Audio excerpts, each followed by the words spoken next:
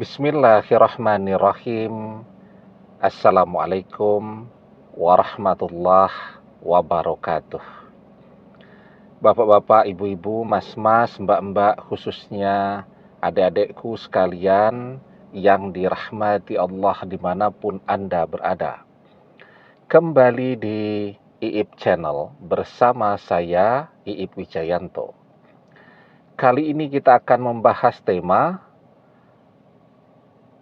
waktunya mantan dicampakkan oleh orang ketiga akan segera tiba. Jadi ketika kita dicampakkan begitu saja oleh mantan, ya hampir semuanya lah kemudian berharap agar mantan merasakan hal yang sama dengan yang kita rasakan. Merasa dicampakkan, diabaikan, dan tidak pernah diakui kehadirannya. Ada 3 sebab ya, kenapa mantan akan dicampakkan juga oleh orang ketiga.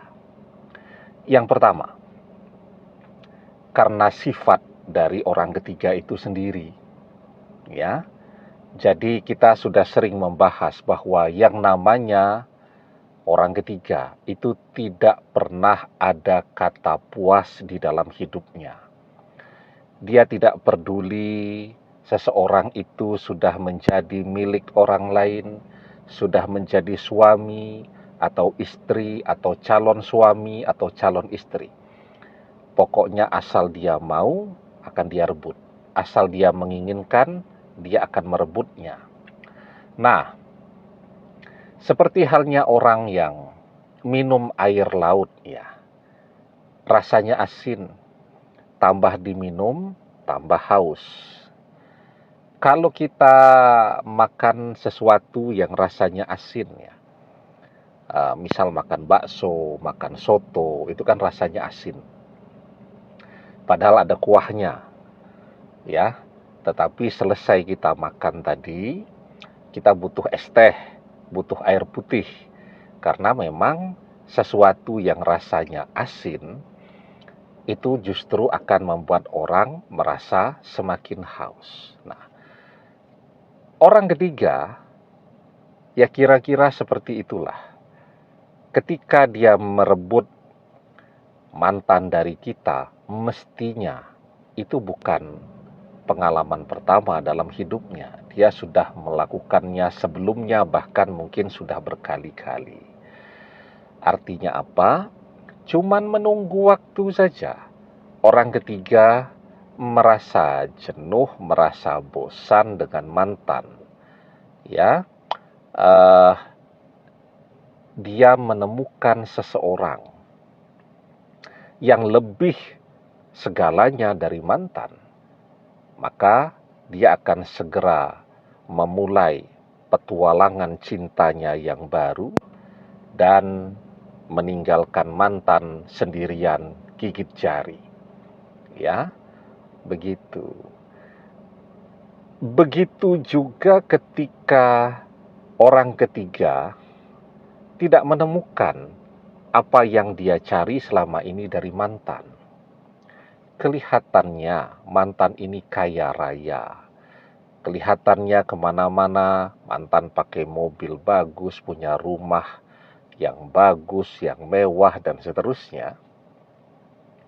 Padahal misal itu semua aset milik kita, fasilitas milik kita yang kita pinjamkan kepada mantan. Ya, mantan kelihatannya bergaya, tetapi ternyata bukan punya mantan.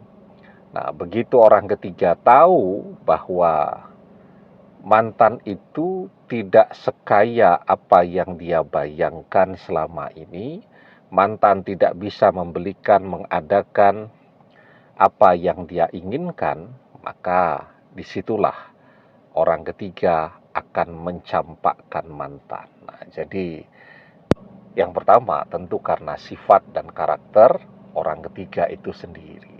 Karena orang ketiga tidak mencari cinta, tetapi dia mencari kepuasan, dia mencari harta, ya. Kemudian dia melakukan sesuatu yang memang sudah jadi hobinya. Jadi sekali orang pernah merebut pasangan orang, ya mungkin nanti berhenti beberapa saat begitu, kemudian pengen lagi, pengen lagi, pengen lagi. Jadi seperti halnya orang yang pernah merasakan berselingkuh, ya mungkin dia berhenti beberapa saat, mungkin dia sadar beberapa saat.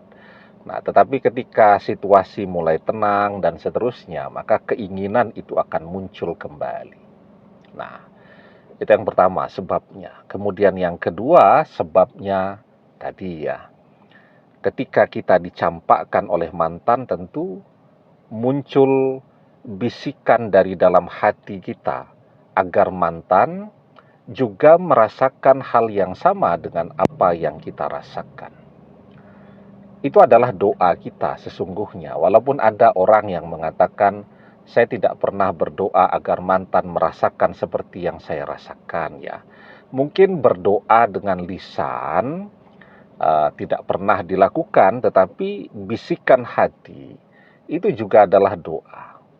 Ya, maka ketika kita membisikkan doa agar mantan juga merasakan dicampakkan seperti yang kita rasakan, seperti yang mantan lakukan kepada kita, maka apa yang menjadi bisikan hati kita itu akan terwujud.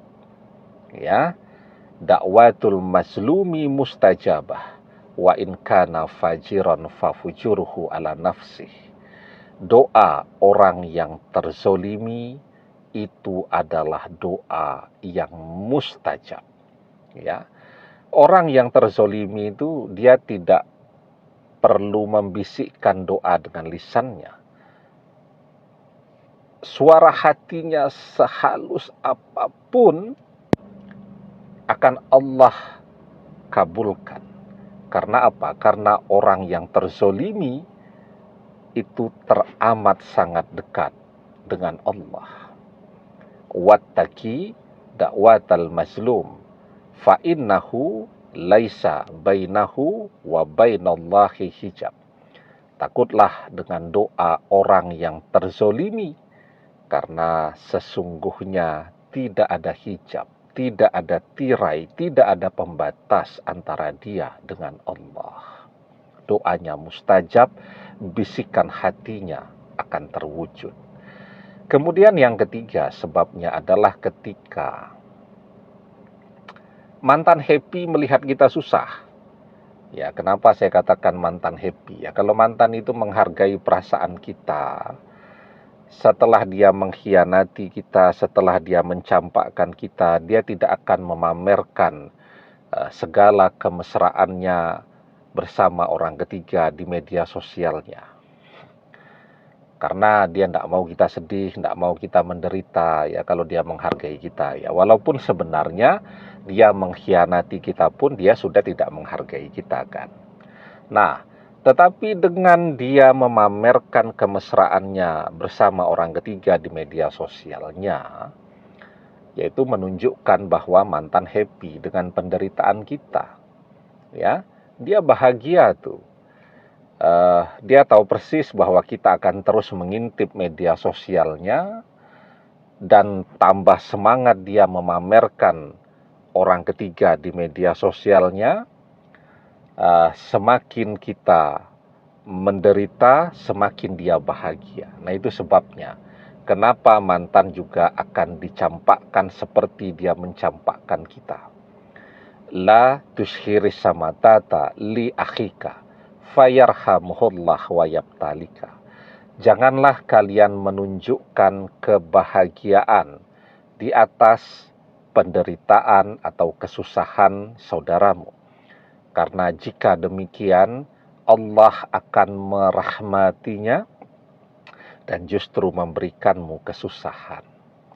Jadi ketika mantan itu happy banget melihat kita susah, dengan terus memamerkan kemesraannya dengan orang ketiga, itu tanda bahwa posisi kita dengan mantan akan membalik.